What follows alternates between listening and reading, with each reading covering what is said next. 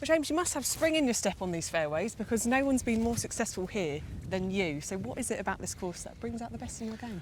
I actually don't know, Gabby, but it's obviously a place that I enjoy. I like the golf course. When I look at it, it just appeals to me. And yeah, you look at the hotel in the area that we're in, being looked after by everybody. We feel comfortable here. Yeah. And I like the golf course. I like a bit of breeze. So yeah, I don't know what it is, but I certainly do like the place. You missed out the Italian food as well. Probably Italian food, maybe that's it. And That's my okay. good friend Roberto Trioni, who runs the show here, he's always looked after us, you know, and given us, fed us properly. So yeah, it's just one of those beautiful places in the world to play. Yeah, for sure. Well, it seems to be a bit of a pattern, doesn't there? Because a win here in 2021, then again 2 years later in 23. 2 years later, we're in 2025. So I don't want to tempt fate, but who knows? You never know.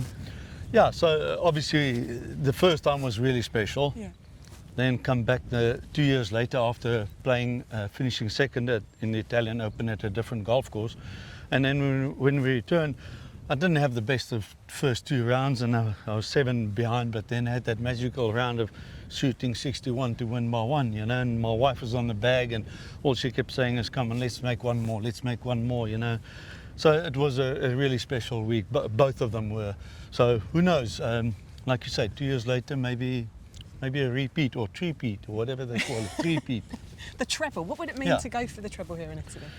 You know, obviously I think sometimes we make a lot of it, you know, but we all try and win every week that you play. You don't try harder because it's a special occasion or not. We come out here and we do our best, but it's probably easier to do it at a course that you really enjoy, and this is one of them. We've got to touch about 23 because, as you mentioned, there's one thing winning and then there's breaking the course record, shooting a 61 on the final round and winning by that one stroke. So what were the standout memory from that week, as well as having your wife on the back? Well, I was disappointed because I 3-putted the last green and that put me 7 shots behind, and in my mind I thought I was too far behind, but got off to a decent start and then made a bogey on the 6th hole, which didn't help the course. But then after that I went into a stretch and I just played magical golf, making probably 7 under in the next 8 or 9 holes.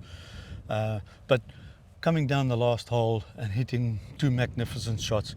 In fact, I hit it in a spot where 2 years ago Joachim Hegman, who had a chance of beating me, hit it in a spot, and when I hit it in that exact same spot, I remember the putt not turning, and it actually helped me make the winning putt. So making birdie on the last hole to shoot 61 to win by 1 doesn't get much more special than that. It's